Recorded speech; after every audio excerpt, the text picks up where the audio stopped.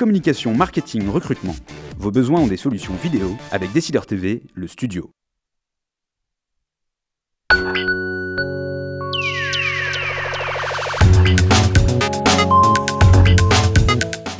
Bonjour et bienvenue à Décideur Politique, l'émission du JDD.fr et de Décideur TV. Nous recevons aujourd'hui José Bové. Bonjour. Bonjour. Vous êtes député européen, candidat à la présidence de la Commission européenne pour le parti des Verts européens. Avec vous, nous allons bien sûr évoquer les échéances électorales du printemps, ainsi que l'actualité du gouvernement et de la majorité. Caroline, bonjour. Bonjour. Nous verrons quelles sont les interrogations des internautes et ce qu'on dit de vous sur les réseaux sociaux. Mais tout de suite, on va commencer par le gaz de schiste. Pourquoi après Arnaud Montebourg, c'est Laurent Fabius qui vient à son tour de se prononcer pour une autorisation de la recherche non polluante sur le gaz de schiste. Est-ce qu'on est désormais largement au-delà de la ligne rouge fixée par les Verts en France ? Je pense que si quelqu'un est en train de franchir la ligne rouge, c'est à la fois M. Montebourg et M. Fabius. J'arrive pas à comprendre leur raisonnement. J'ai l'impression qu'ils sont en train de fantasmer, et ça m'a rappelé très furieusement les fantasmes à l'époque de Valéry Giscard d'Estaing, quand il cherchait des avions renifleurs. Là, j'ai l'impression que le gaz de schiste, la fracturation propre, c'est à peu près la même chose. C'est une théorie, aujourd'hui, qui n'existe pas. Il n'y a pas de fracturation propre. Et la seule technique qu'ils veulent mettre en place... C'est une espèce de fantasme, donc il nous dit on va faire avec du propane, sauf que c'est 28 000 fois plus polluant que le CO2 par rapport à la planète, donc ça n'a pas de sens. Alors c'est une petite musique, hein, comme si on voulait entretenir ça. Je sais pas, on va faire plus. Ça vous dérange d'autant plus que François Hollande ne dit rien, laisse dire, alors que ses prises de position viennent de ministres de poids au sein du gouvernement? Moi, François Hollande a dit des choses très claires et sans aucune ambiguïté, comme quoi il n'y aurait pas de prospection et d'exploitation du gaz de schiste en France. Là, on n'entend pas s'opposer à ces ministres. Non, mais Philippe Martin, qui est en charge de l'écologie et de l'énergie, a dit la même chose. Alors, il y en a deux qui font les malins, c'est leur problème, mais ce n'est pas eux qui tiennent la ligne pour l'instant. Montebourg et Fabius, vous dites qu'ils font les malins, mais en même temps... la prospection pour la recherche. En quoi il faudrait être contre le fait qu'on puisse prospecter pour la recherche? La question de prospecter... Si on ne tente pas de nouvelles techniques, on ne saura pas si elles sont vraiment polluantes. Le problème, c'est que les techniques, elles se font d'abord en laboratoire. Et il y a des tas de façons de faire des simulations pour vérifier les techniques. Si ça se savait qu'il y avait des nouvelles techniques, les États-Unis seraient les premiers à les utiliser. Or, personne n'utilise ces techniques parce qu'elles ne sont pas sûres. On ne sait pas, à 1500, 2000 mètres de profondeur, faire autre chose que d'utiliser de l'eau avec des produits chimiques. On ne sait pas faire. Et c'est pour ça qu'il n'y a qu'une technique utilisée par une seule firme d'ailleurs qui s'appelle Halliburton, qui a le trust sur l'ensemble de cette technologie. Alors, plus globalement, si on reste sur le thème de l'écologie, est-ce que vous croyez encore aux ambitions de François Hollande, alors que son projet de loi attendu sur la transition écologique, il traîne un peu, il est reporté sans arrêt, on ne sait pas jusqu'à quand. Est-ce que vous croyez encore, est-ce que Hollande est toujours crédible sur la question de la transition écologique? Moi, j'étais un petit peu inquiet cette semaine quand j'ai vu que la réunion qui devait avoir lieu de cadrage avait déjà été reportée. Alors, on parlait de début avril, maintenant on parle de courant avril. J'imagine que ça va être encore reporté. Il n'y a aucune date fixée. Il n'y a aucune date. Et ce qui m'inquiète le plus, c'est tout le débat qu'on voit revenir. C'est un peu comme le gaz de schiste, sur la question du nucléaire. Où on est en train de commencer à se dire, oui, mais le mixte, pour se décarboner, pour avoir, en gros, on va faire de l'efficacité énergétique et on va faire du mixte, dans lequel le nucléaire pourrait pouvoir revenir à travers des EPR de 3e ou 4e génération et où donc on va démanteler certaines centrales et sur les mêmes sites, on va en construire d'autres. Donc c'est une petite musique assez inquiétante qu'on est en train de voir venir. Donc là aussi, il va falloir que les choses soient claires. Qui c'est qui décide? Il y a un projet, il faut qu'à l'automne, ce projet aille jusqu'au bout. Vous dites qu'aujourd'hui, François Hollande n'est pas clair sur l'écologie? Je dis qu'il n'est pas clair et que j'attends, et tout le monde attend de manière évidente, qu'on ait ce projet de transition énergétique. Puisque ça aussi, c'est en lien avec l'Europe, et c'est pour ça que je ne peux pas le dissocier avec l'Europe. Est-ce que vous fixez un ultimatum, une date limite, puisqu'il ne cesse d'être reporté, ce projet de loi? On nous a dit 2014. Moi, j'attends le projet de loi de 2014. Parce que ça va avoir aussi des conséquences très importantes sur ce qui va se passer à Paris en décembre 2015, où on reçoit quand même le sommet du climat. Donc si la France n'est pas cohérente, si l'Europe n'est pas ambitieuse, le sommet du climat, qui est le seul sommet international du quinquennat va se transformer en fiasco. Moi, je leur ai déjà dit, si ça continue comme ça, c'est pas un beau sommet qui va avoir lieu, ça va être le Seattle du climat. Il faut quand même qu'ils se rendent compte un peu qu'aujourd'hui, ils sont en train de tourner le dos aux problèmes que sont en train de vivre énormément de gens sur la planète. Et donc la question de la transition énergétique, c'est pas simplement une question pour le climat, mais c'est aussi une question pour la relance économique à travers cette transition à la fois sur l'énergie et aussi sur l'industrie qui doit se construire au niveau européen. Donc c'est tout un processus. Et ça aussi, ça nous ramène à l'Europe. C'est-à-dire que ce n'est pas un processus qui peut se faire que dans un pays, ça doit se construire aussi avec les autres partenaires européens. La chef de file des Verts, Emmanuel Cos, a parlé d'une participation combative au gouvernement, mais en attendant, on a quand même plutôt le sentiment que les deux ministres écolos, Cécile Duflot et Pascal Canfin, restent à leur poste quoi qu'il arrive.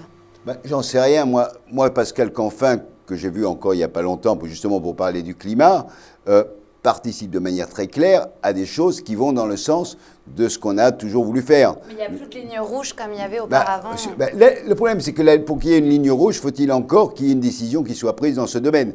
Et donc, le plus grave danger qu'il y aurait, c'est que la question de la transition énergétique soit reportée non plus maintenant à l'automne 2014, mais peut-être en 2015 et après, je ne sais pas quand. Et c'est ça qui sera un vrai problème. Donc moi, je crois que là-dessus, il va falloir que très rapidement, on ait des dates claires, que le débat soit cadré et programmé à l'Assemblée nationale pour qu'on puisse enfin vraiment débattre sur le fond.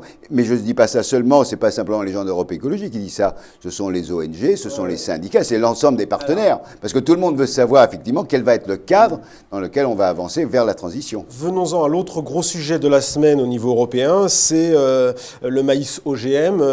L'américain Pioneer va être autorisé par l'Union européenne, ou en tous les cas, le sujet revient sur la table.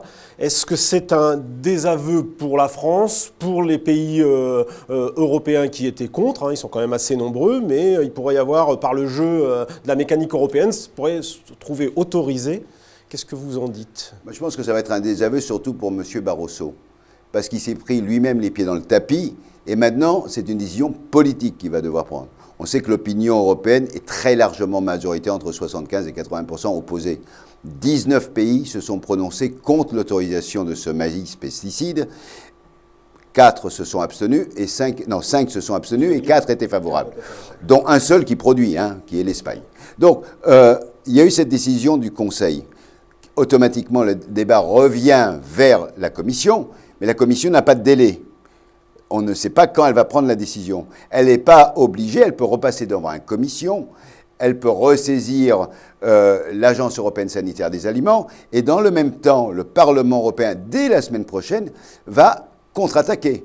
De la même manière, la Hongrie a déjà annoncé qu'elle allait faire un recours si ce maïs était autorisé. Donc moi, j'ai l'impression que M. Barroso a voulu passer en force. Est-ce qu'il veut donner des gages dans le cadre des négociations transatlantiques avec les États-Unis pour dire aux firmes « vous en faites pas sur les OGM, j'en fais mon affaire ». Si c'était ça sa stratégie, il s'est complètement planté. Et maintenant, il se retrouve avec une situation tout à fait délicate à 3 mois des élections européennes. Alors justement, parlons des élections européennes. Plusieurs sondages donnent le FN en tête de ce scrutin en France. Est-ce que vous croyez à ce scénario ? Moi, j'en sais rien. On verra bien ce qui va en être. Mais compte tenu de la situation politique et des différentes formations qui sont sur la liste de départ. Moi, ça dépend très clairement de la capacité de parler réellement de l'Europe. C'est-à-dire que s'il y a une abstention forte, et si le seul débat, c'est de dire on donne un coup de pied au gouvernement et c'est une façon de lui dire on n'est pas d'accord avec votre politique, effectivement, ça peut être le cas.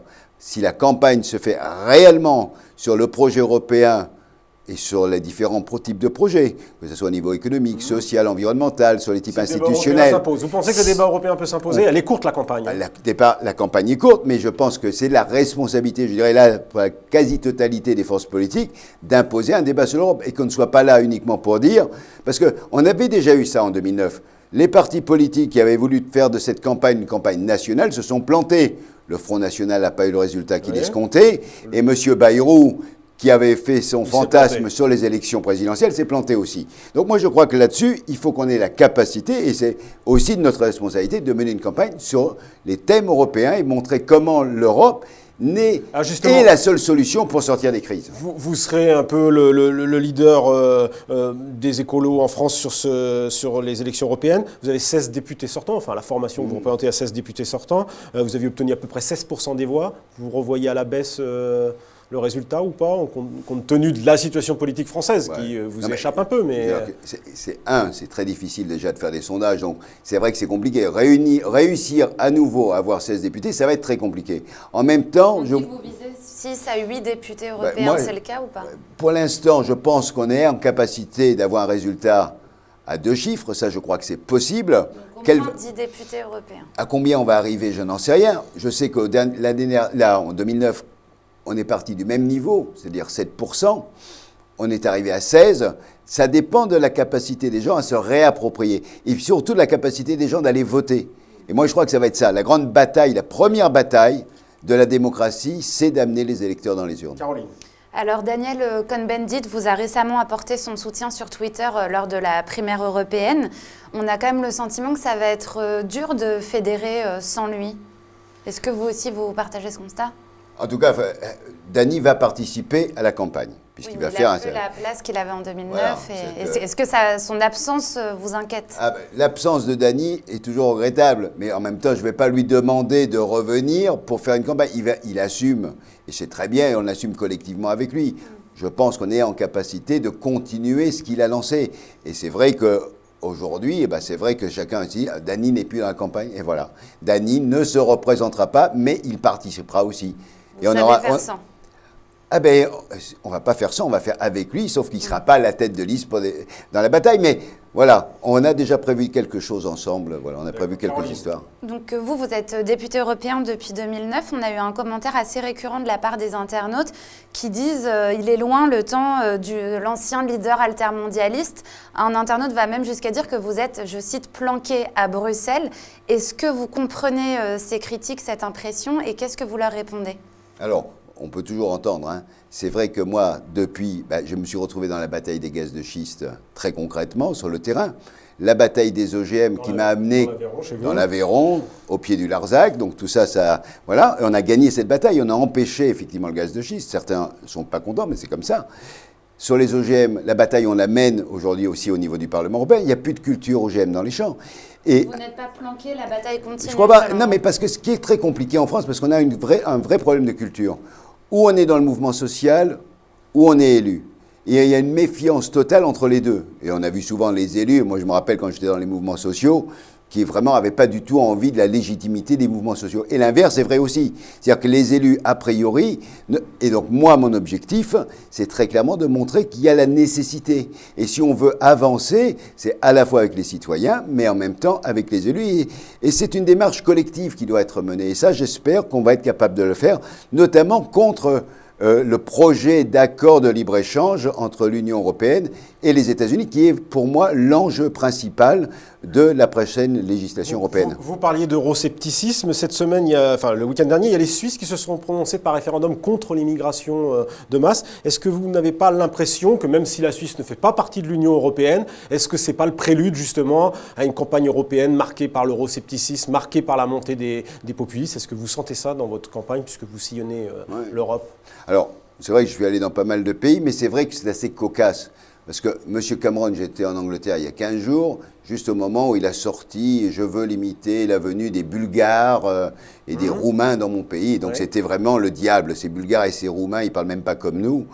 C'est vraiment la catastrophe. Maintenant, on a les Suisses qui disent « Moi, je ne veux pas de ces Français, de ces Allemands et de ces Italiens ». C'est inquiétant, non, juste Non, mais ça devient c'est cinglé. Pour vous, en tout cas. Ah non, mais c'est complètement barjot.